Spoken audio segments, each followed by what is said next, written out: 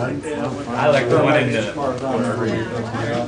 price rings. Now we're on. Boxing out. I think we're good. Okay, I'll call this meeting for the Commissioners to order for Tuesday, March 27th. Please join me in the pledge. I pledge allegiance To the flag of the United States of America and to the republic for which it stands, one nation under God, indivisible, with liberty and justice for all. Okay, short prayer here. Heavenly Father, please be with us today, making decisions that are the best for those that we represent. We're looking forward to the spring season. The rain is hopefully the start of that.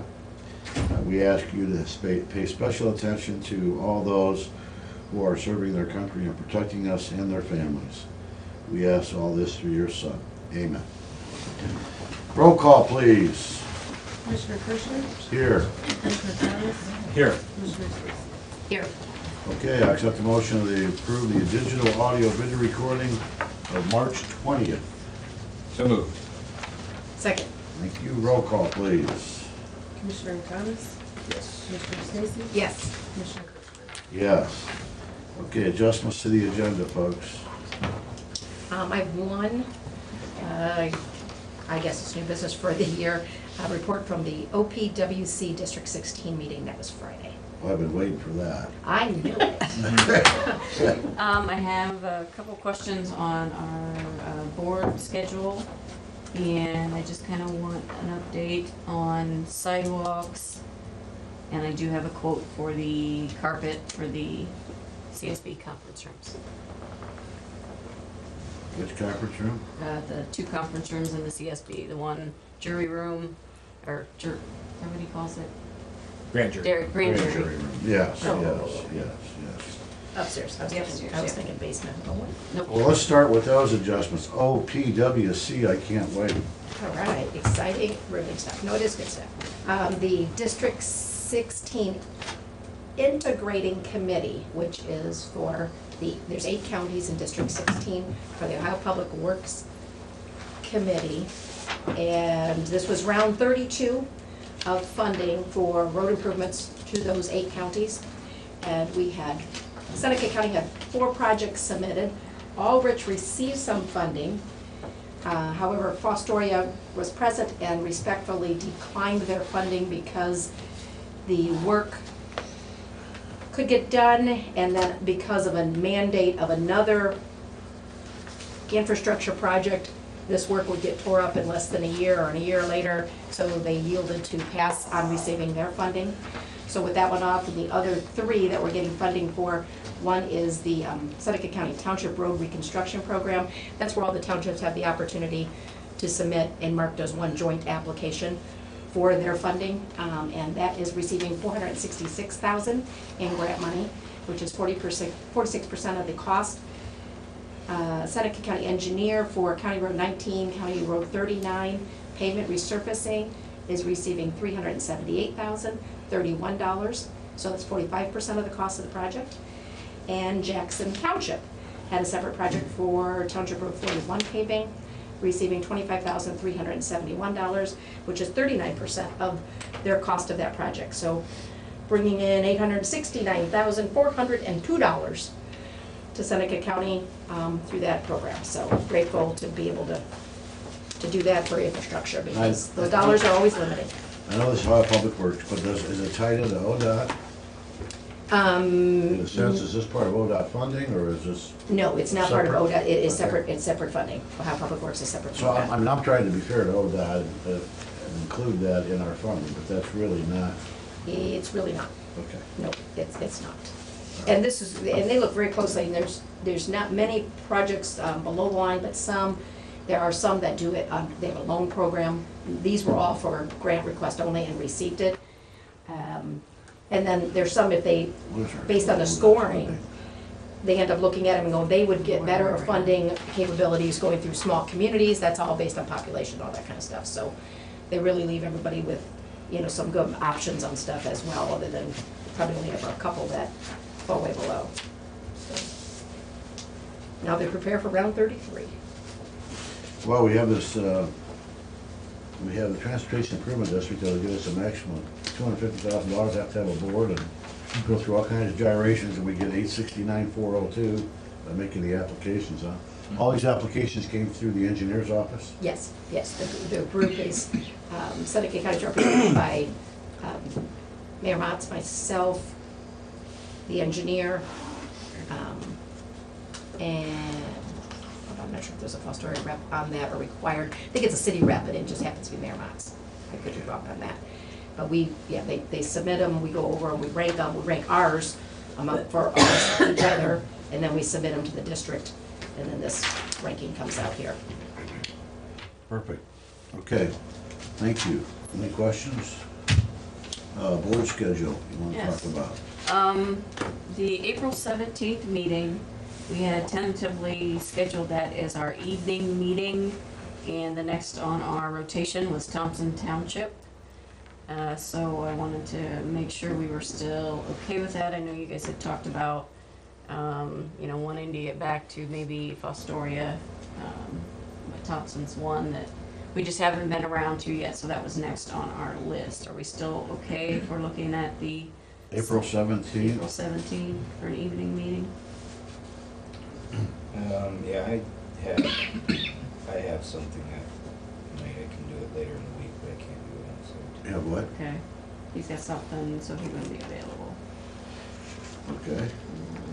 Well, we could always do the meeting, an evening meeting on any day that week. Is the 19th available to you? Or the 18th? No. Okay. 19th, I'm presenting for another meeting. Okay. I guess we can keep it during the day and. Yeah, well, I think it's important to have that off-site meeting. We can leave that one where it's at. But how about then the 24th? We talked about canceling that one, right? Or moving No, that we one? don't need to, I found a different class. Okay, One to I, cover all my requirements. okay, because I 24th. went ahead and You're scheduled out. something. April 24th? Yeah. On our schedule, you're out. There must be some, oh, that's, bank, that's right, it's down, yeah. Can we move that to the 26th that week? Sure, that will work out well. You want, how's the 26th of April? Not for an evening meeting, Not for an evening meeting? because You you can- have an event. It's We the all roast. have an event, it's the roast. Oh, yes, For we the do museum. have an event. You can say it out loud, that's the roast. I didn't know how many people knew about it yet. Yeah. Get Yeah, how the about, advertising out. how about the 25th? Works for me. There's nothing. Yeah. I'm talking about evening, but either works for me. Okay, is Thompson still okay, or do you wanna? That'd be You're gonna have to ask them. I already asked them about the 17th and they were okay with it, so I'm sure they'll be okay if we move it. Okay, so we're gonna keep the Plus 10 that's o'clock their meeting. meeting on the 17th. Yes. And move our evening meeting until the 25th. 20, And we're canceling the 24th, That would right? work out great, okay. What's out of it? What That's time is gonna be a that? 7 PM meeting. Is that what time we do it? yeah. Are we keeping the 24th meeting? Not if we do the 25th, I Okay. don't think so. Alright. And this might be a little, you're probably gonna talk about it at the Justice Center meeting, but I had a question about the May 15th board session. We talked about moving it to the 17th, just because to coordinate the Right. ribbon cutting for the Justice Center. So we talked about canceling the 15th, moving it to the 17th, but maybe you guys still haven't decided what time of day. I haven't had any conversation. I would say prior to the ribbon cutting, we're thinking about doing the ribbon cutting at mid-afternoon, Late afternoon, late afternoon? yeah. We'll talk more about that at the meeting on Thursday, Okay. the leadership team So the- meeting. I don't know if we want to do it right before, I think that might be a little hairy. No, right, I'm thinking 1 o'clock, Oh, okay, early, unless you want to have it regular time in the morning. either, whatever. It gives us time to get our stuff done before the ribbon cutting, then all of our resolutions and stuff, if we keep it at 10. Okay. Yeah, let's see, okay, that's fine. Does that work? Yep. Okay, and then just a confirmation with Justice Center meeting, they are still preparing us to have the meeting on 4th floor on the 29th of March for the leadership team meeting.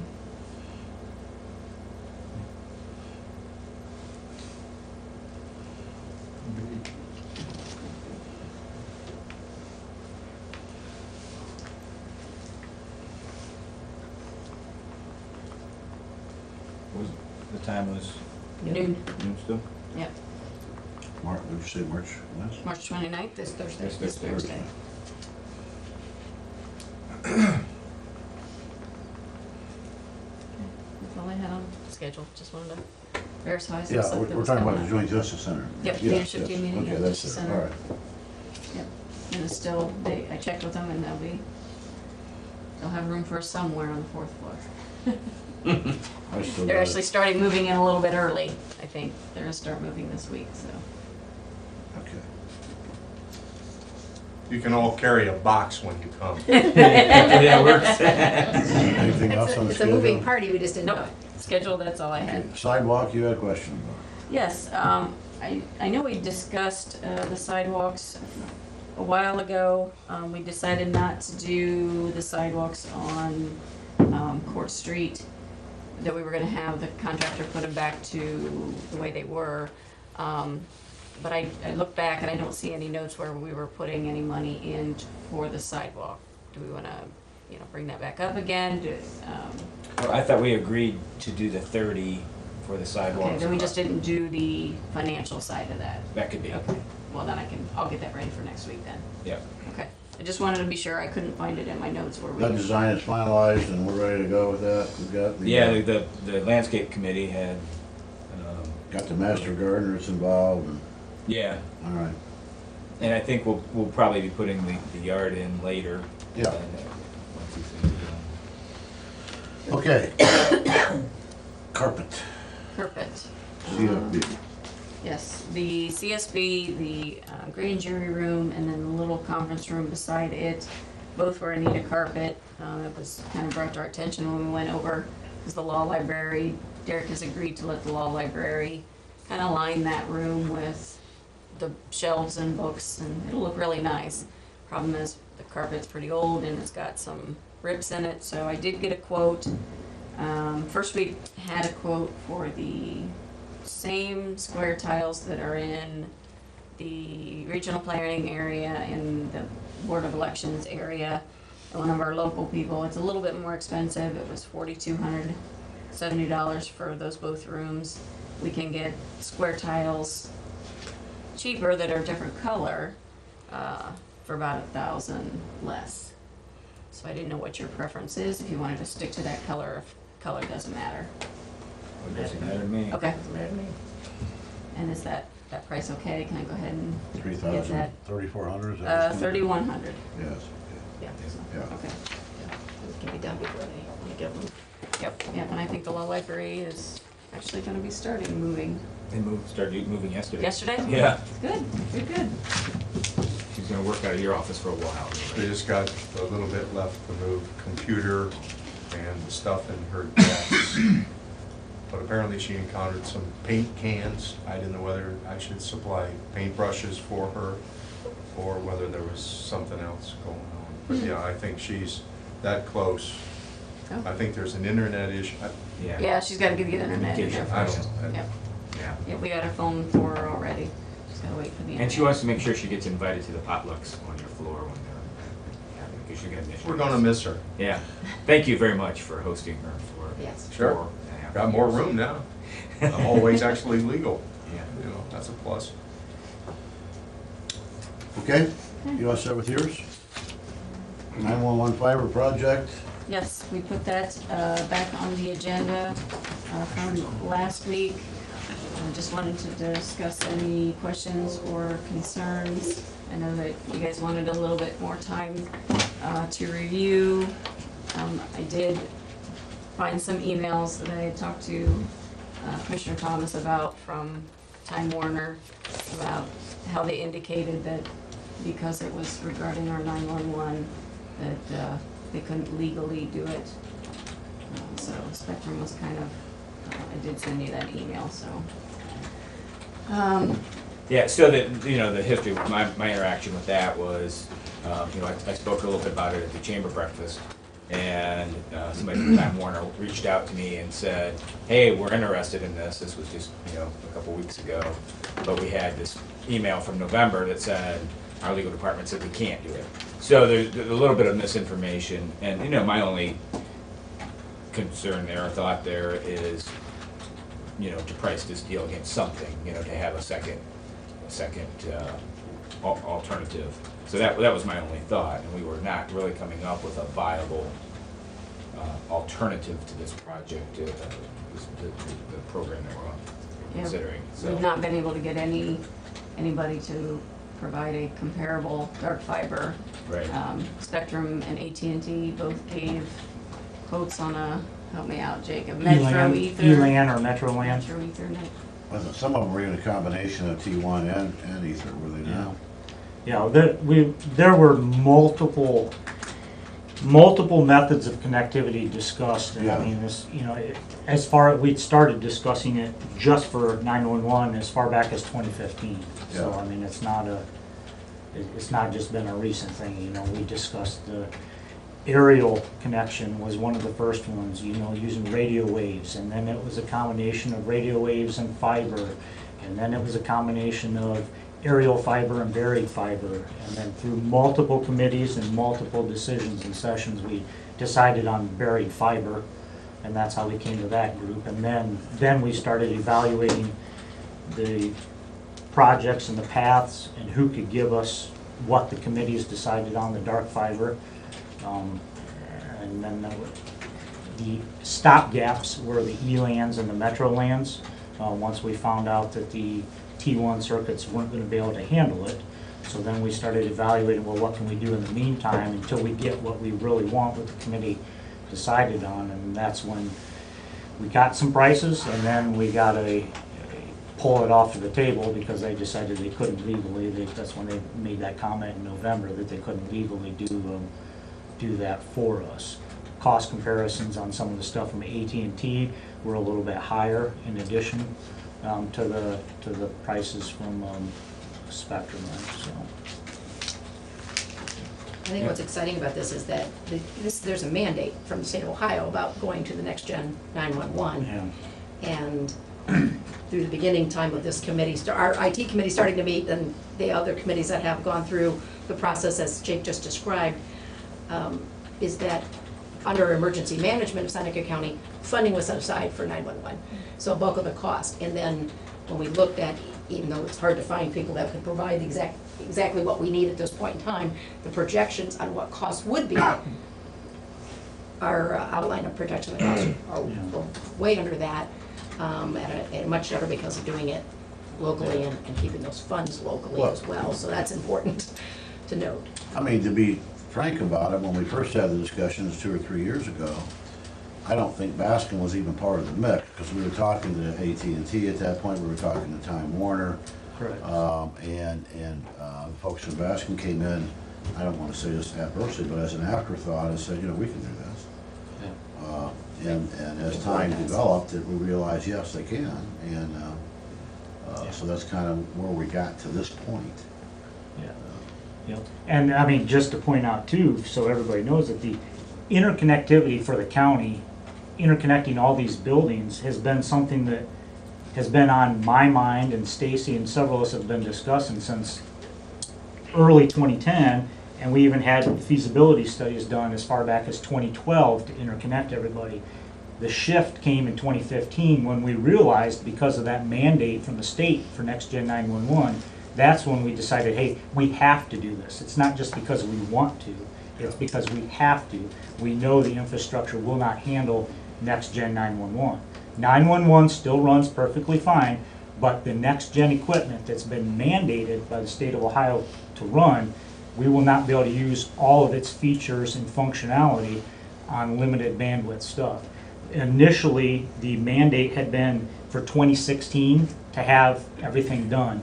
The state put that off because they were having problems with EZNet, which is going to be their statewide stuff down in Columbus. So currently that's pushed back, and EZNet's supposed to be done approximately 2019. So, you know, the exact date a hardline date for the switch over to Next Gen 911 has been pushed back. But So there's not a firm date? there's not a firm date anymore because that passed in 2016 because of the problems with EZNet.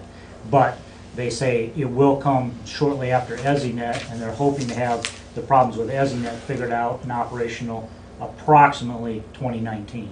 So Remind me one more time in dollars we're talking about here.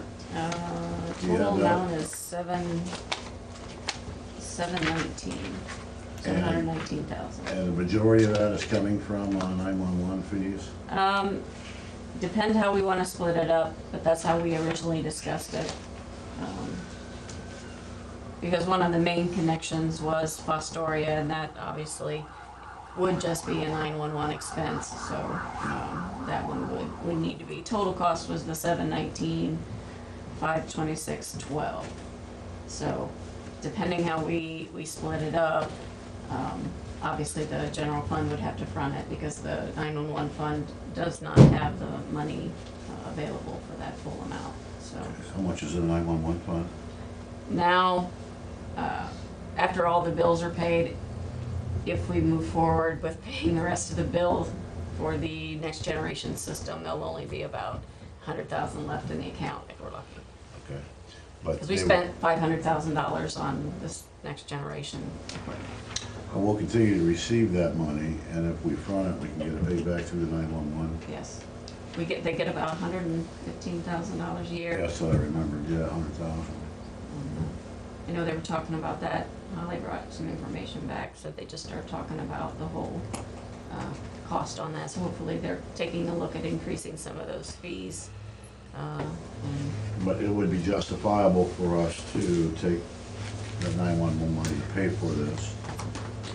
All of it, you said it might break it down into different, yeah, because some of these, I mean, the path that we're taking was to help out the county and move forward towards our project as well. So, you know, coming to the commissioner's office, to the Justice Center, to the county services building, and then to the municipal building. but we absolutely need to start fiber to do the next gen. Absolutely, 911. absolutely. And there were some issues coming down Monroe with that road. So we were gonna have to go out and around Monroe anyway. Okay. So that's why I thought, well, I really think some of the general fund should, just how we figure out how to break it down, we can break it down between, you know, we're getting, you know, at least the 3 fibers, we can break it down that way, and, you know, general fund could pay for 2 fibers, or, so, Okay, well, our charge now is to approve the installation of the dark fiber and get this thing rolling, and then figure out the allocations at some point once that's done. What's your pleasure?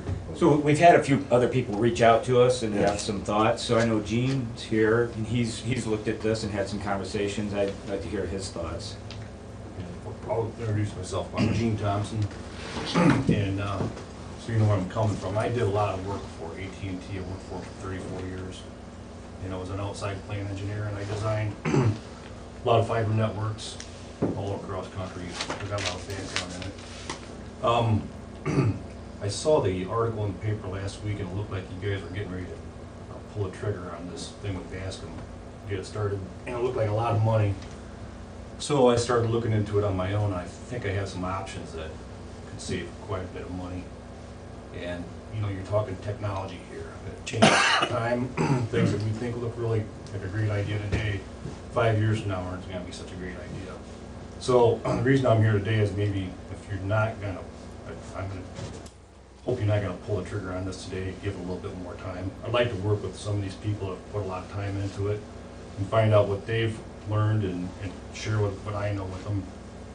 In the end, I hope I could, you know, hopefully save you a bunch of money and get you set up for something that's going to work for the next 20 years and get a much reduced cost. Well, I appreciate you taking the time to be here. The only question I have about this, did we not get a bid from AT&T? did, Okay, and what? and they wouldn't do the dark fiber. They would do the dark fiber? No, I'm retired. Okay, I understand that, but I'm struggling because we've been through this process, and I don't know that to bring new bidders into the mix at this point in time, Yeah, All right, so. yeah, very respectfully, I appreciate you being here, I really do. But we tried to do the due diligence, over the past 4 or 5 years, and AT&T was telling us that they couldn't do what we wanted to have done. I'm not sure what's changed. Well, I spoke with Shane a couple days ago about this, and I said, so when you go in and talk to these people, you ask a lot of questions. And sometimes you feel like your questions maybe, they're pertinent or maybe they're not. But I said, it's not always the question that you ask them, it's the answers that they have that they don't give you unless you ask the right answer. So I spoke with Mike from AT&T's your representative. Stitchler? So he has a new number for you. He'll provide that, I think, today. He has not been in to contact me about this And whatsoever. I just talked to him yesterday afternoon. So he's quoted you 2 ways to lease fiber, but you have to ask him to provide you with non-managed fiber, not dark fiber. You have to say non-managed. And then he'll have another number for you. And the other thing I think that would be a good idea too is instead of building your own fiber or buying a fiber network that's built by asking for $719,000, I drew up a couple plans and I sent them off to some other contractors, and they're gonna come back with some numbers today. Maybe that's, I don't know if that'll help or not. But I would lean back towards the working with AT&T, because even if you do a non-managed fiber, they provide no equipment on the end. That makes it a lot cheaper for you guys. If you do a lease, you can lease it for the same price for 2 years or 3 years, and I would ask them to go 4 years. And your investment would be about 10% of what you're looking at with Bascom. If that takes you out 4 years, and then some new technology is coming out, and maybe you could get something better in 4 years and save yourself about $600,000 in the process. 5G networks are in the works right now. They're about a year and a half out until they start building them, and I would tap the brakes on this and do get your fiber network hooked up. Let AT&T take care of the fiber. You take care of everything from the terminated end of the fiber into the building, and just roll with that for a couple of years until you know what's going to happen with 5G. If AT&T had this thought, and just because we didn't ask the right question, where was their concern to maybe suggest to us? I mean, this is unfortunately the type of service we've had with AT&T on all kinds of other issues with AT&T over the years. I So, can't answer. I don't know. I would like to interject also that we did ask AT&T about fiber. We gave them a list of locations, and they told us that they did not have plant ability or fiber in many of those areas that we were asking for.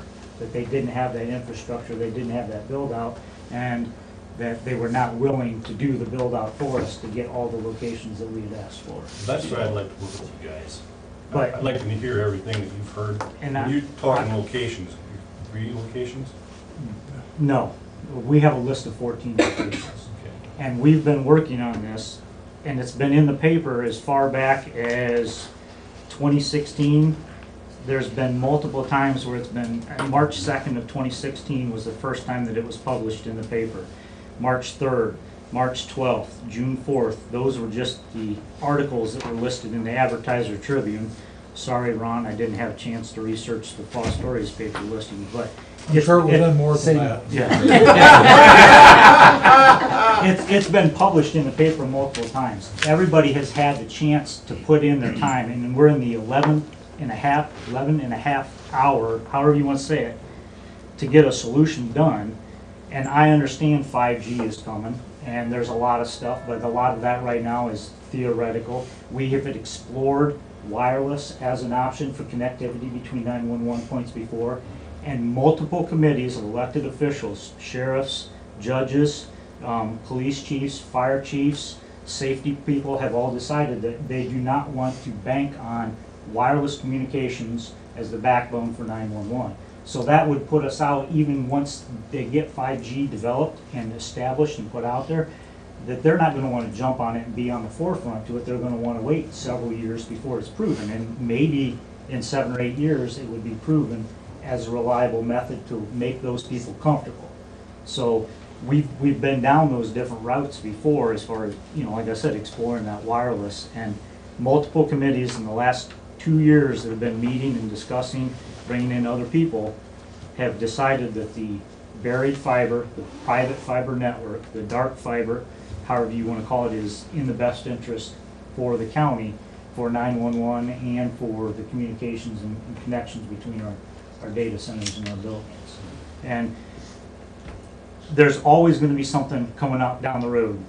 Like Steve Jobs had made a comment about, if you ask the customer what they want and then you try to build it, by the time you get it built, they're going to want something else. And we're going to be in this perpetual, never-ending motion of, well, now somebody else has got a better idea. And with all due respect, I mean, I've got a lot of time invested in this. That it's just, we're just going to keep rehashing it. Somebody else, you know, we get ready to go with your proposal. 6 months down the road, another person's going to step in. Well, I've got a better idea. I've got a better solution. Let's put the brakes on this and let's halt it and let's see what they have to offer. We're never going to get anything done except for wasted money and wasted time. And that's, like the sheriff and judges and many people have said, the time to do it is now. The funding we have available. 12 months from now, we may not have this funding. We may not have that money in those accounts that we can use that to move forward with something like that. And then we're going to be stuck relying on old T1s or other circuits or leased or rented circuits that we don't have the control over that we would like to have decided on by the committees. So. Well, if your 911 circuits are working fine right now, I don't know that there'd be harm in, like, give me a week. Give me a week to come up with some other numbers. I think people are frustrated. There's a lot of people who have had their hands in this, trying to make sense of it and make it work and make it be cost effective.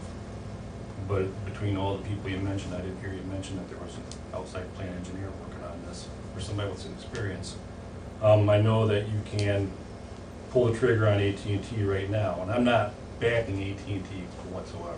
I mean, I'm not backing anybody. I'm just saying, what's the most cost-effective way to get this done? They'll give you a 3-year contract for $73,000. That pushes you out 3 years, it buys you 3 more years to wait and see what is going to come along next. I mean, if you could kind of make the analogy like, well, should I buy this cassette tape recorder or the Sony Walkman, or wait until digital phones come out? Better things do come along. And I mean, it's not hearsay that 5G's coming. It's coming. It's about 18 months out. I know they're still trying to work the bugs out of it. Who knows how it's going to work? All I'm saying is, I wouldn't throw it out the window just yet. If you can buy 3 years for $73,000, and AT&T will hook this up for you, it will actually service the cable. You don't have to worry about it. It's a non-managed fiber. I don't see any risk in that. Whereas if you commit to the $719,000 to Bascom, you're in. That's it. Game over. You're out $719,000. So all I'm saying is, We're not out, we'd be getting service and we'd be getting the fiber, and Yeah, I mean, so I don't want you to make it sound like we're just throwing it out the window. the We're gonna be getting, $719,000 gone as opposed to $73,000. and it's multiple years, it's not 3 years, it's 20 years. 20 years. 20, yeah. Yeah, In this so- case, I mean, you just here to make suggestions. Well, If you can spare a week, give them another week. there have been many experienced people that have looked at this and looked at the paths and the options and the work involved needed to get done. The routes, the permits for railroads and bridge crossings and boring and everything. And that's the kind of stuff they do on a day-to-day job. We've had multiple people like that involved in this as part of the entire planning process. So it's not a bunch of geeks like myself that do everything inside the wall. It's not a bunch of public safety directors and judges and sheriffs that have another job. We've had fiber people, we've had cablers, we've had installers, the people that do this on a regular basis, look at this and evaluate it and go over things with us, so.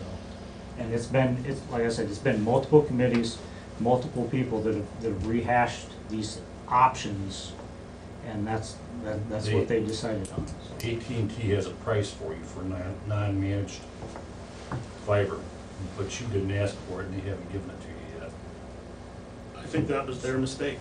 Yeah, But it's there now.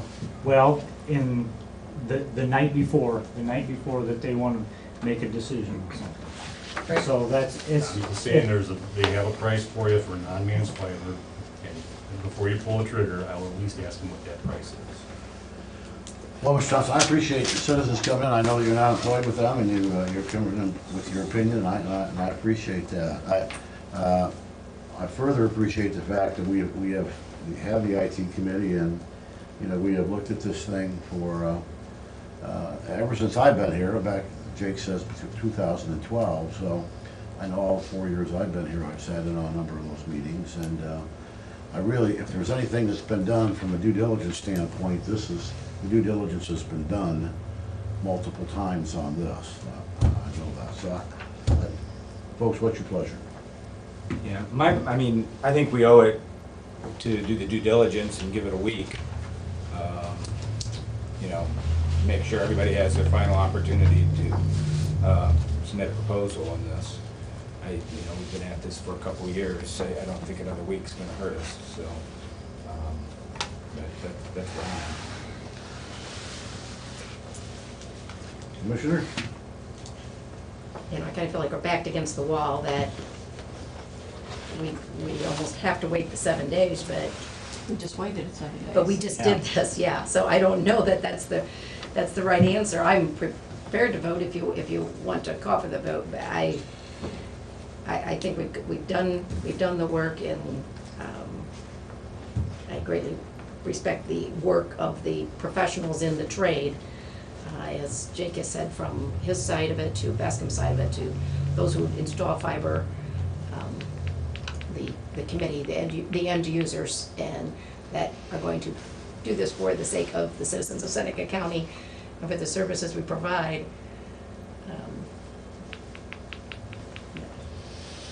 Yeah, I mean, I guess that, you know, my reaction is, what happens if we have a Time Warner person come in next week?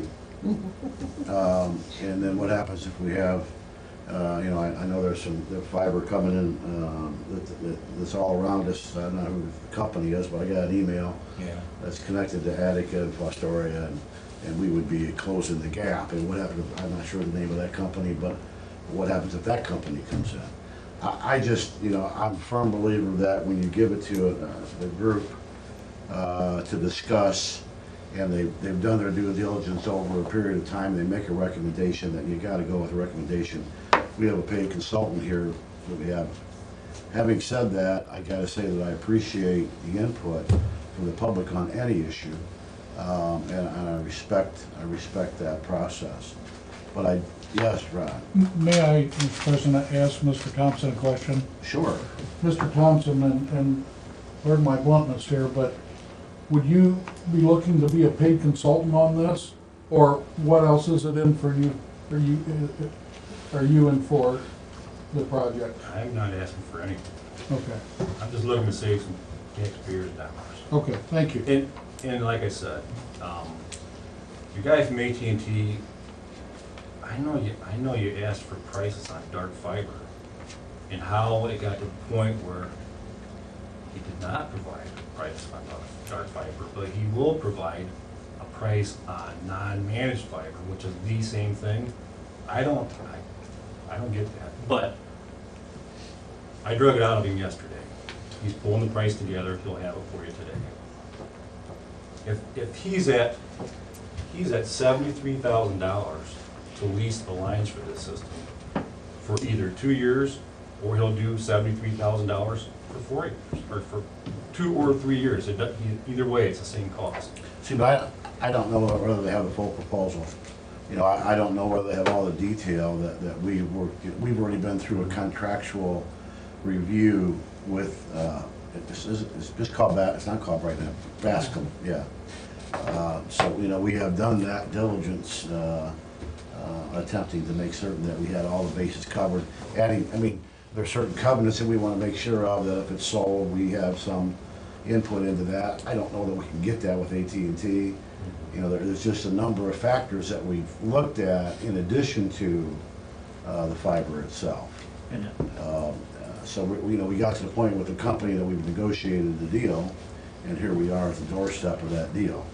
And I'm not sure that we can get it done in a week or 6 weeks with AT&T. Well, I hear a lot of frustration in here. It sounds like you guys try to come up with, something feasible. But Bascom is luckily, they're there, they've already got the fiber hanging outside the sheriff's office, looks like they're ready to rock and roll. But,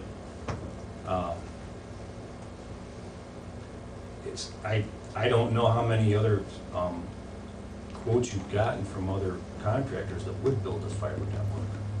There are a dozen of them in Ohio, and I don't know how many quotes have you gotten back so far. Well, one thing that I would like to ask, the 73,000 that you're talking about, is that connecting all 14 locations, or is that only connecting 4 locations? Well, I didn't ask for 14 because I don't have that information. Okay, well, and that's why, I just want to make sure that they understand that that 73,000 that you're referring to would be connecting 4 points, whereas the overall $700,000 project is actually connecting at least 14 points. So the cost comparison there would be a little bit skewed, just so the newspapers and everybody else understands that. I understand you didn't have the count on 14, so that's kind of catching you off in their pricing on that kind of stuff there. Brian Rupp from the ESC had contacted a fiber company out of Cleveland, went over stuff with them. They refused to even come down and provide a quote because of the number of the connections that we wanted to have connected. We had reached out and talked to several other people, kind of give us a rough idea, and we've had ballparks for the 25 miles of fiber that we need put in there run anywhere between $2 million and $3 million for the entire project. And then we still have to do to the premise from that point. That only gets us the ring. Then we're still responsible for to the premise, approximately $5,000 per location times 14. And then we're looking at ongoing maintenance. The commissioners and everybody else have to figure out, as compared to the project and the agreement with Bascom, how do we make sure and maintain? Now granted, yeah, fiber's not gonna have a huge amount of upkeep every year, but then all that general maintenance, we're also then responsible for 100% of that, and that's gonna be on top of that $2 to $3 million for us to put our own fiber in. The ultimate goal is the private fiber network where we have control over it. It interconnects our offices for 911, but the ancillary benefits are it interconnects all the rest of the county offices where we can consolidate services and we can save the taxpayers a lot of money by sharing services and sharing locations for servers, data, phone systems, and other stuff like that. So it's a lot bigger than just interconnecting 4 points for PSAPs for 911 and leasing lines from them. Did Bascom include your 14 points with their 719? Yes. Is that Well, already built? yeah, I mean, I would be a whole lot more interested in the conversation if we were earlier in the process, and again, I really do appreciate your expertise. But I will entertain a motion, one way or the other, here from someone. Mr. Chairman, I move that we move forward with the private fiber next-gen 911 critical infrastructure as outlined in a project summary that I have before me. I think Jake has copies of this, which is just summarizing all the things from back to the last 3+ years that this work has been ongoing. I guess I'll wait for a second. Okay. I will second. Roll call, please. Discussion? Oh, sure, I'm sorry. Sure, I thought. Yeah, any discussion, bring it on. So, I support the fiber project and getting fiber installed, and, I support Bascom as a company, and I don't think this is a terrible deal. Of course, I've said that I would like to hear out some of these other quotes, because, from the inception, Jake, I've said, give me something to compare it to. And we haven't done it. I know there's a lot of fatigue with Time Warner and AT&T, I get that. But, now these people are, Time Warner is saying, hear us out. AT&T apparently is saying, hear me out. And Gene just reached out to me as a private citizen, and I echo Mike's sentiment when I say I appreciate citizens saying that. So, I do think we need to hear him out. I've said that. If you guys disagree, that's fine.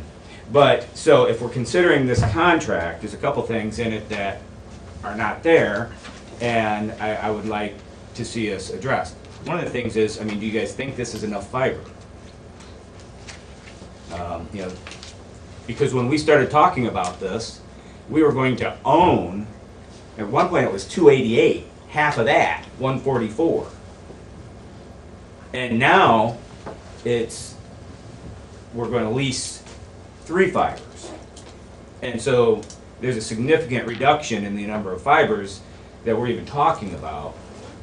So, you know, I have some concern about, are we building enough capacity for into the future? And, you know, I also have some concerns that contained in the lease agreement, there isn't even reference to the number of fiber we have access to. So I think that's problematic with the agreement. And I think we need to address that, bring that into the contract, and have some assurance that we're leasing enough fiber that carries us 20 years into the future. And I'm not sure that we're there.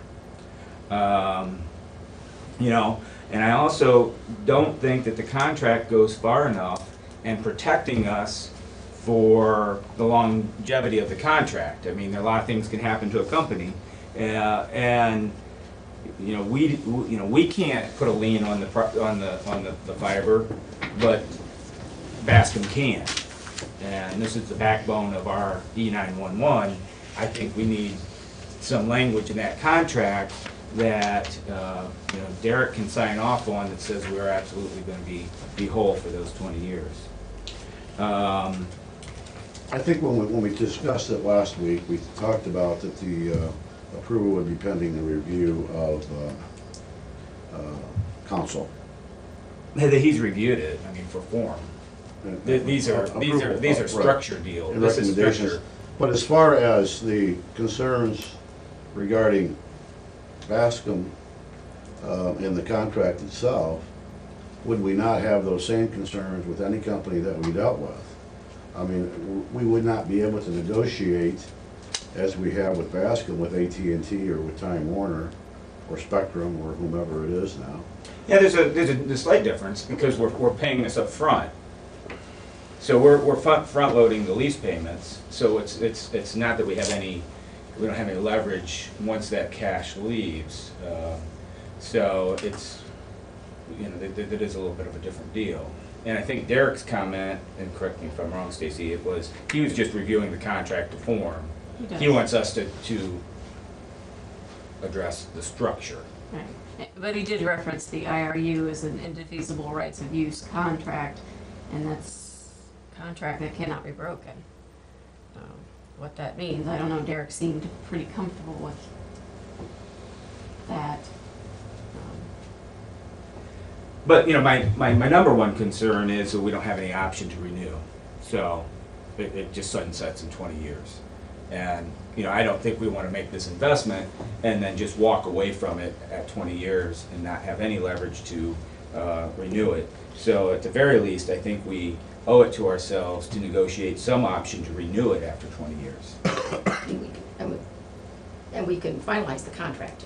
We've moved on many pieces of legislation that we get the contract worked out so that we can get things moving, so we don't spend time on a contract that we're not going to ever use. So we could do that, and that's a good point. I'd like to hear on your very first question from either Jake or Nate on the capacity for the future. Well, I know we've talked about those. Yeah, things. the numbers, the 288 versus the 144, the numbers, and maybe there was some misunderstanding on those, but there's 144 in place in some locations for the existing fiber. The ESC had suggested to install 288 when they were wanting to be part of it with Tiffin. But the committees from the beginning and discussing with the guys to put the stuff in, to finish it off with 144 pair, the gaps in the ring that needed to be completed. So essentially the general idea was the entire ring would be 144 fibers, or 144 strands of fiber throughout the entire ring. At that point, we were back and forth negotiating how many fibers would be swapped if we were paying 100% of the installation cost up front as the county, as opposed to having Bascom do it and doing a lease. So the exact numbers that we were getting were in limbo, but at the time, the talk was around 12 for the entire 25-mile ring, because the chunks that need to be completed are less than 5 miles. So to take the percentages of existing infrastructure versus need to be installed infrastructure and some of that to be swapped out there. So that 288 was a number that was thrown out by the ESC when the city was involved. The 144 is the total number of fibers that are in the strands that have been buried, and we were maybe gonna get up to 12 of them with the original. We have 3 now. It's the lanes in the highway kind of analogy. You only need the 1 lane in the super highway to get it going. Sure, it would be great to have 144 fibers running around there, but they're gonna sit dark unless you decide to become an ISP and, you know, sell them off to somebody else or use them for some other business purposes. From a technology standpoint, there's no major advantage between having 2 fibers in and out of a building versus having 12 fibers in and out of a building. Because in order to take advantage of those, you have to take the equipment you have inside that building and that cost and management for that by a factor of 6. So your equipment, your operational costs immediately become greater. All you've done is increase, you know, the number of fibers and the number of paths, which gives you more bandwidth. But for a county of our size and even future thinking everything down the line, there was no need. We would not be able to take advantage of all 144 fibers, and we'd be hard pressed to take advantage of 12 fibers between all the buildings. So let's address the, one of Commissioner Thomas's major concerns, and that is that it expires after 20 years. Is there any objection to having a covenant that would allow us to renew that, or? And we've talked with Bascom, and we've talked with Derek and Stacy, multiple people, about getting that added in there, about, you know, verbiage to have a meeting. We need to look at everything, to look at the technologies, to look at the landscape of everything at 20 But years. is there any and objection to then- having an option in there for a 10-year renewal? Or 2 10-year renewals? Or even a review at intervals of 5, 6, 7 years or something. Because of the, I mean, technology changes every, Yeah. it'll change Well, tomorrow. As I but- heard, the major concern it was that it expires after 20 years. So I agree with all those things, that we could review it, but if we had 2 10-year renewals attached to that, that gets us out a lot further than this technology's gonna be, that's for sure. Yeah, and the number of years and stuff like that that would be in a renewal, that would be something that Derek, if Derek okayed it, and then between Bascom and the board. Yeah, But it appears so- that there's no objection to having some type of renewal, option for renewal in the contract. I wouldn't, I mean, from a technical standpoint, that would be between the Okay, board. I mean, and that Bascom. sounds like one of Commissioner Thomas's, We just need to do it now. We need to No, define no, those I terms agree. now, not in 20 years. all your money's made on the first tee, I get Yeah, that, yeah. Okay. All right. And then, you know, I think from a fiber standpoint, I mean, we don't know what the technology is going to bring. So, I mean, I could see the judge, you know, calling up and 3D printing, you know, evidence in his, you know, we may need, you know, Yeah, well, 5X of what bandwidth we have now. And, you know, I just, you know, the fiber's going to be there. I don't know why we went from, we reduced ourselves to our bare minimum need now. I don't know why we're in that position. the bandwidth issue with the fiber, the fiber right now, they're deploying, you know, we're looking at putting in 10 gig equipment on all the ends for a 10 gig backbone. The equipment's already readily available to go to 100 gig. So that's a fact, so that's 100, that's astronomical amount of bandwidth. The work that's being done in the labs, and they're working on finishing up stuff also, is to push that between 200 and 300 gigabytes. So that equipment will be coming out, and we'll still be able to use that same fiber for those expanded speeds. So theoretically, and right now, we could already take our bandwidth that we would have on those fibers and multiply it by a factor of 10. You just have to pay for the really expensive equipment then that goes on the ends to move from 10 gig to 100 gig.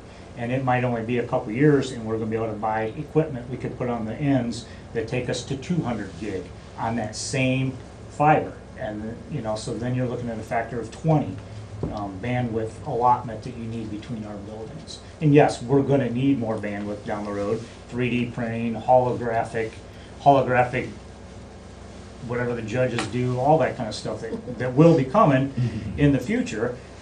But also in that same respect, the technology, the algorithms for data compression are gonna be right up there with it too. That your data use may be 100 times more 5 years down the road, but because of the algorithms and the compression, that actual path it needs may only be 50% bigger. So there's a lot of unknowns in how much we're going to need. But I think really having fiber as our backbone as opposed to wireless and anything else sets us up on the best path for the future. That's not, and not just my opinion. I mean, that's, you know, we've discussed that with the committees. We've discussed that with multiple people and what they may or may not be using. We've talked to multiple people about interconnectivity, and, you know, fiber right now is the multiple decade future for interconnecting businesses and locations. Yeah, the moment for foresight is now. And, you know, we're trying to project what our fiber needs are gonna be, you know, through 20 years. And I think, you know, I just feel like one dark and two light fibers is building it for today and not for 10 years hence, and with the data that might be pushed at that point. So, you know, I would like to see the amount of fiber increased. You know, we started at 12, we're at 3. The reason we started at 12, because that's what NCOESE's plan was. That was their plan of doing it this way, and this is how it was. And then Stacy and Jake said, hey, you know, I had made the comment with them, hey, I'm not trying to get, you know, I'm not trying to throw a cog into the process. I said, but, you know, we do have some of this fiber available already. So they asked me to come in, give a proposal, and then we started from scratch at that proposal, what NCOESE was doing. And then they said, here's what we want to do, this is what we want to do it, and then we came up with that proposal. That proposal was this. We looked at it and said, does this make sense? No, it doesn't, because their needs weren't that. So they said, well, can we pare it down to this? And we pared it down to this, and we pared it down to this. So we got it to what we need that we know is expandable, and it will cover every single thing that you're asking for. Some of the lit proposals that you had, where this isn't lit, this is completely separate, segregated on your network. It doesn't enter our network at all. That way it's completely secured end to end by you. It doesn't have to worry about anything on our end breaking or getting hacked or anything like that. It's completely segregated. You guys can pick those numbers. Like you said, you're looking at doing 10 gig. The original proposals from lit from AT&T were 10 meg. So 10 gig is 10 million to 10. I mean, it's a vastly different, or I'm sorry, 10,000 to 10, sorry. So you're looking at a vastly different operation there. So you guys can determine if you don't want to do 10 gig and you wanted to save some cost there, you plug in a 1 gig optic. But he is doing the foresight to say, we're looking at 10 gig. So that's completely separate on ours. Ours is completely agnostic. I don't care if you plug us into the other end, you plug Spectrum, AT&T, you plug some random person, Verizon or somebody into the other end.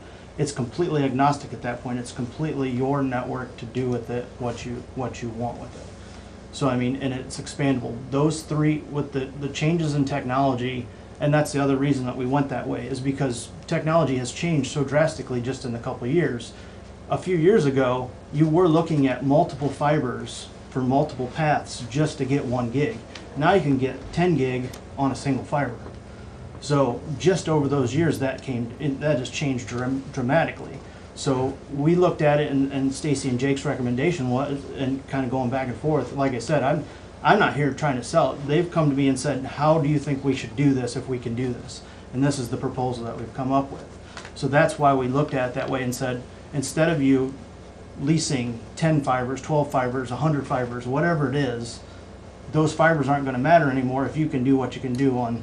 This was the lowest amount of fiber you could come up with, still be expandable, and still do everything you needed to do. And that's where we came at, because at the end of the day, as we've discussed from the beginning here, is the cost. The cost is not cheap. I mean, but we're looking at it over 20 years. So over 20 years, you're looking under $36,000 for 14 points of connectivity for dark fiber. And it covers your other needs besides the 911 that you've been looking at since 2012. So I mean, that's kind of where we're at. And the idea is fine, we can go 20 fibers, 12 fibers, 100 fibers, whatever you are, but that cost is just going to keep incrementally increasing.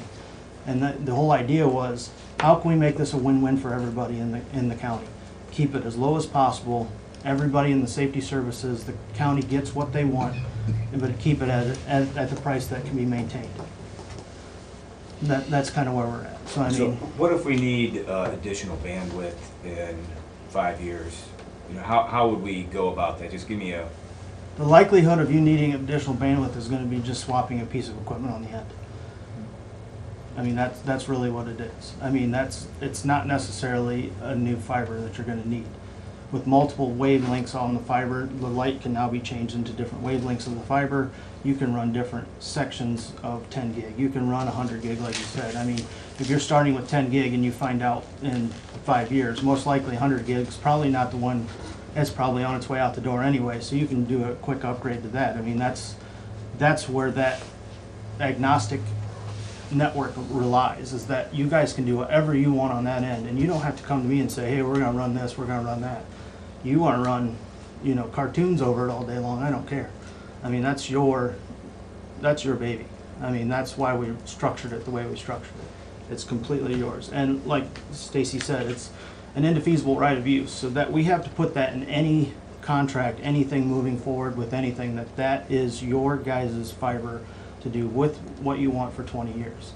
We can't take it back, and that's why we structured it that way, because we wanted to be able to give you that protection. And that was something that these two really pushed for also, is that, you know, this is the way we're gonna do this, this is how we're gonna structure this deal. And that's fine with us. I mean, we've gone over that before. I know that you had brought up some, you know, our size, that you were concerned with our size. As I mentioned to you, we carry zero debt. We've been in business since 1906. We do this day in, day out. So, and I also live here. All of my employees live here. I mean, you know, we're not shipping this out. This is completely local, completely Seneca County. I mean, we have to be accountable for that. And, you know, wearing both sides of that hat, saying, I'm paying these taxes, and we're looking at these charges. That was some different going back and forth to say, does this make sense? How does this work as a win-win? And that, I mean, the final call is obviously up to you guys to determine if this is truly a win-win in your guys' eyes. We feel it is, Stacy and Jake feel it is, and everybody on the committees feel like it is too. But again, that's your guys are the ones making that final decision, not me. Okay, so would you modify your motion to include a review of the contract for the potential expandability and for our option to have a 10-year renewal? Yes, so my motion to include pending the review for the option of expandability and the protection of the county. Yes. Does that take care of it? Yeah, and expandability and the ability, and at least. And one- any yeah, renewal option. and renewal options. There we go. If you'll second the motion amended that way, or if you want to. Okay, I will second the amended motion. So I do want to say I appreciate all of your hard work on this. I know you put a lot into this, and I appreciate your board's willingness to work with the county on this. So I'm not going to support this motion just simply because I think we should do another week of due diligence, but I do appreciate it. It's not a passing issue. It's just, I think we owe it to the taxpayers to give another week. Okay, we'll do a roll call vote. I don't think there'll be any surprises here. Commissioner Thomas? No. Commissioner Stacy? Yes. Commissioner Kirchner? Yes. Okay. Justice Center. We have a meeting on Thursday? Meeting on Thursday One of the noon. final meetings on Thursday, probably. Yeah, probably. At that meeting, Stacy can highlight these things and give us an update on the moves that have occurred and what's left to be done, or the judge himself can tell us who's here. But we'll be discussing the ribbon cutting agenda a little bit there, which include the formal ribbon cutting on Thursday, May 17th, I believe is the date, and then Yes, we'll be doing the time capsule at that time as well. And I don't know what else Stace wants to add regarding, there's a final punch list process we'll be going through here Yeah. soon. Gilbane went through and did their punch list, Silly went through, did their punch list, so Gilbane is addressing Silling's punch list, and then I think the departments, as they're moving in, they're kind of making their observations and punch lists as well, and then we'll have a chance to go through the building. But they're working on punch lists together. There's a few things that still need addressed. I think Tiffany Muni is in and running, and Jean is in and running. I think Judge Schuff is in and running. He's in the middle of a jury trial as we speak. In the new building, and if I'm correct, Lisa said that they are actually gonna start moving stuff on Wednesday for Common Pleas 1. So, we are gonna be in earlier than That'll be the top expected. floor. That has the least square footage, so the move ought to go a lot faster. You know, you're laughing, but that presented an issue. We had to take out our footrests. Yes, you did. Yeah. You did. There's not enough room for my jurors in the first row and having the footrest, so they installed them in the morning. I asked them to be removed because I couldn't figure out a way for the jurors to sit down. So we have some poles that are available to anybody that wants them, footrests or perhaps Well, I vertical have to. poles. I thought they could be mounted on a wall as coat rack somewhere. I know where I'd like to put them, but the windows don't open.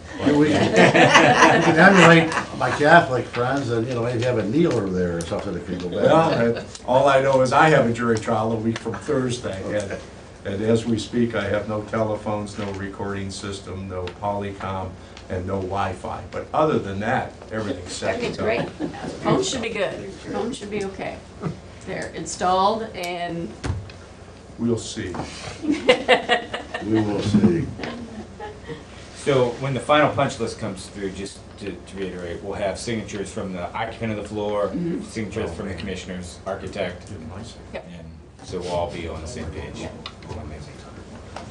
Yeah, so you can get your clipboard and go over there. Okay, Transportation Committee. I just wanted to bring you up to date on the Transportation Committee's work and get some input. We are actively, and David's involved, and Charlene and Mark, actively seeking our priorities for transportation. And there's a couple things. One, I'd like to hear from y'all what if you have any thoughts. I mean, we don't have to do it here in this meeting, but priorities as far as roads and bridges and bike routes and whatever else pertains, airports, whatever pertains to transportation. So you can give me those thoughts so that I can advocate for them in our committee. And then the second thing is, and Dave and I have gone back and forth a little bit on this, and I had some conversations. Last year, it was felt that we passed transportation priorities and said, these are our priorities. These are our 3, 4, 5 priorities. Let's work on them from a transportation. And now we're trying to see, do we need to rank order them? This is number 1, this is number 2, number 3. And from a county standpoint, I think that gets a little tricky for us to say, this transportation need in Attica takes priority over this transportation need in Fostoria. It's much cleaner for us to say, these are our transportation priorities that we're working on, and these are above the line. These are the ones that we want to work on. So we've had some back and forth on that. And I know David had a conversation with Representative Reineke, and it's easier for our legislators if they know everybody agrees on one priority. But our job isn't necessarily to make it easier on our legislators either. So, yeah, go ahead. Yeah, just to supplement or add my 2 cents to the commissioner's comments.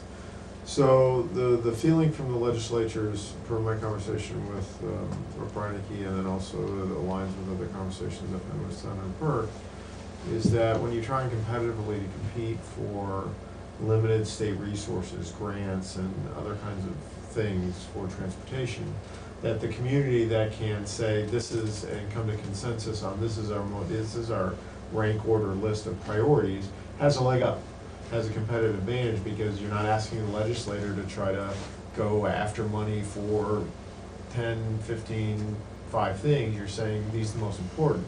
It can be the case that item number 2 or number 3 fits better with a particular pot of money at the time, then they go help get that. But this has been my past experience, and it's the current experience with the legislators here, if a community can and is able to do that. It's not always possible, but if you can do that, it's a competitive advantage. And so that's what I've been, we've been having good, robust discussion on what we think we're able to do. So as the county's economic development professional, that's my desire, if we can reach that. It's also possible, in my experience, that you could have some projects that are tied. You could have, hey, this is right now, this is our most important project, and these three are ranked number 2. Additional comment I would make is that typically the groups I've been on that have gone through kind of a decision-making process look at projects from a variety of different contexts. They look at it from an economic development perspective, what's going to have the biggest impact. They look at what's ready to go right now, what's on the shelf. They look at, for example, it's a Fostoria project, or is the other money available now from the governmental entity that's ready to go? Is there an economic, from an economic development perspective, is there a project waiting to go? And so there's a variety of, and those are just some of the factors that get considered and discussed in determining which projects at a particular time. It's an annual process. For right now, are we going to tell our legislators this is what we want to do? Obviously, the committees tend to meet more than once a year, so if there's a change, that can be accommodated.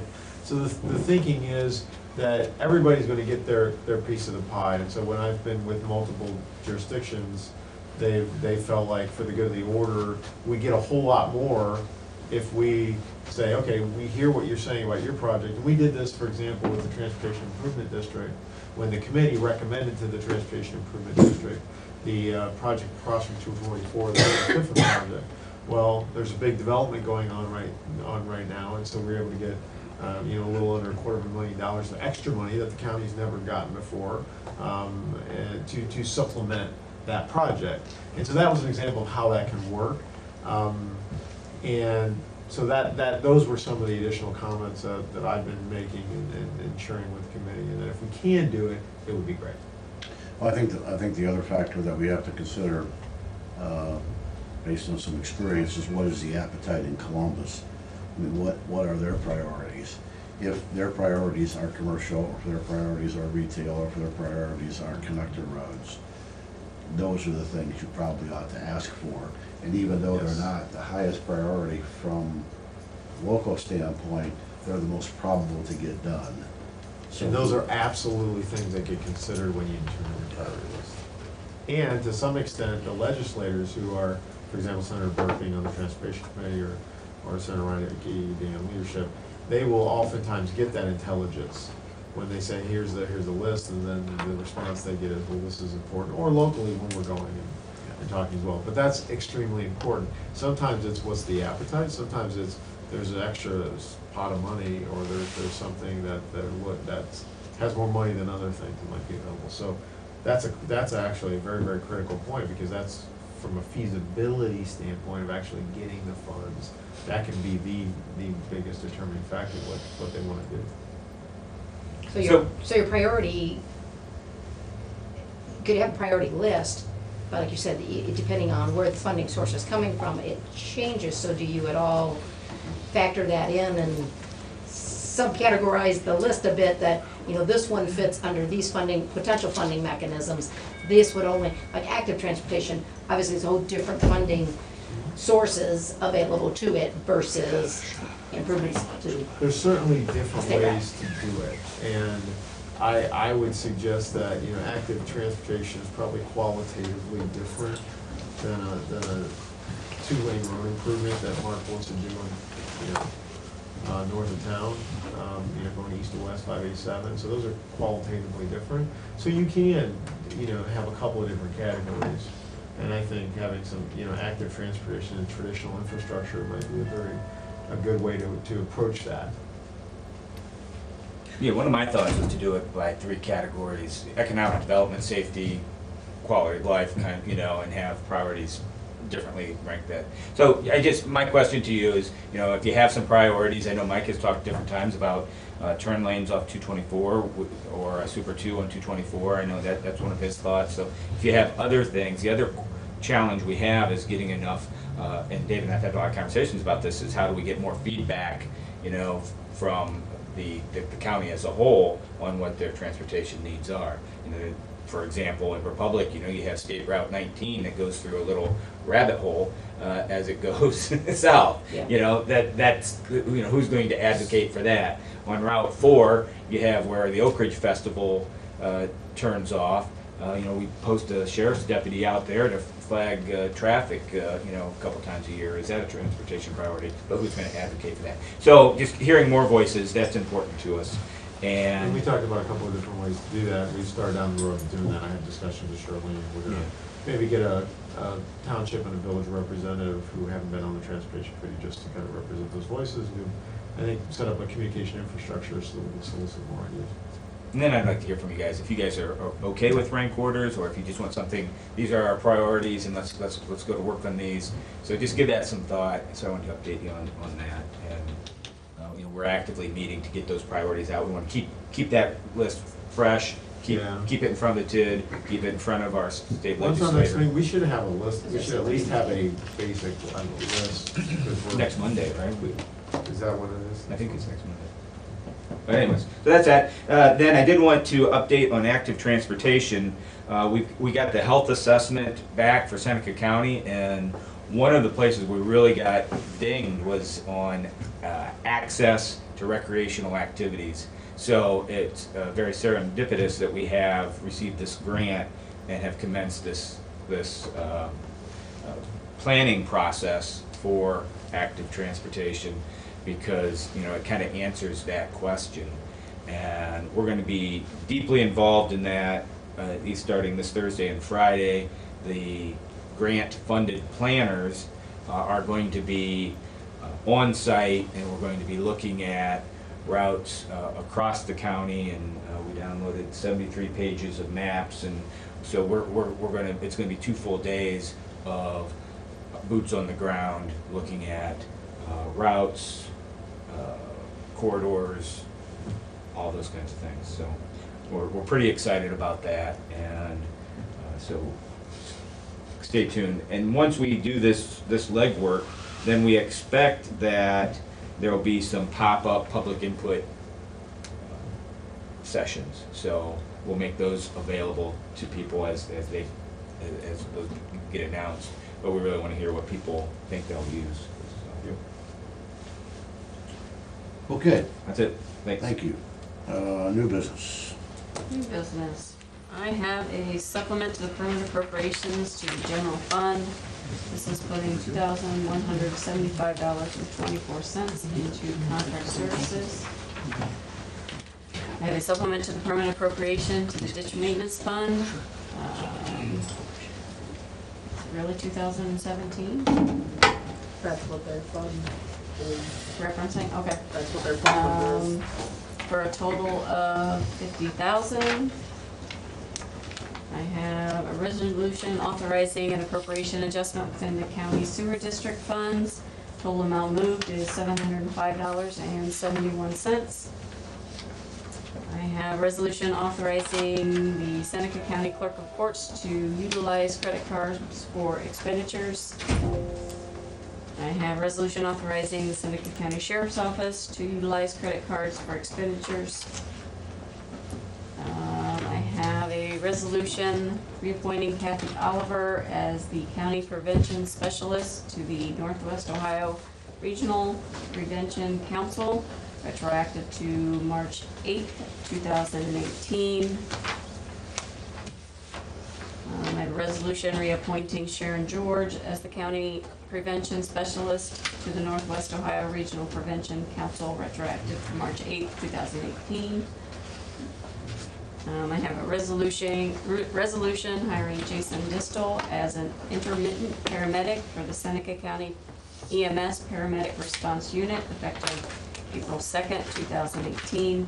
We had one of his echo units, part-time echo units, has resigned, and so he's looking at filling that position. I have resolution authorizing the ODOT summer contract for road salt on behalf of Seneca County engineer.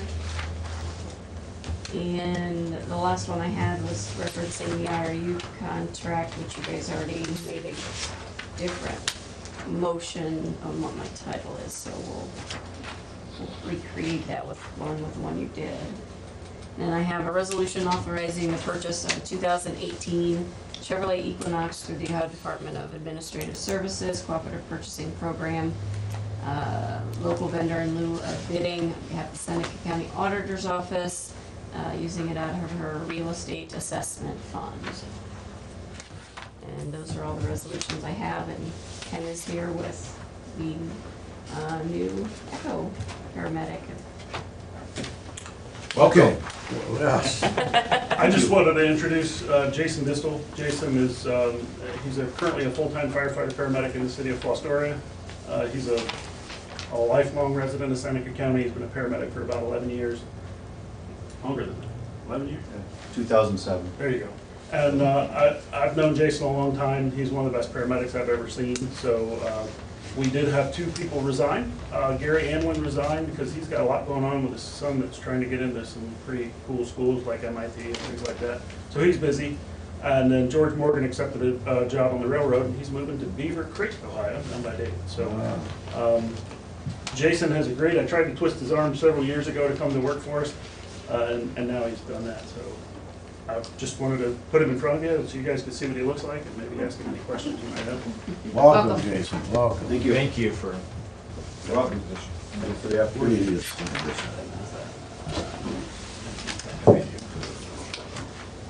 Okay, so I'll accept the motion for supplemental appropriations. So moved. second? Roll call, please. Commissioner Thomas?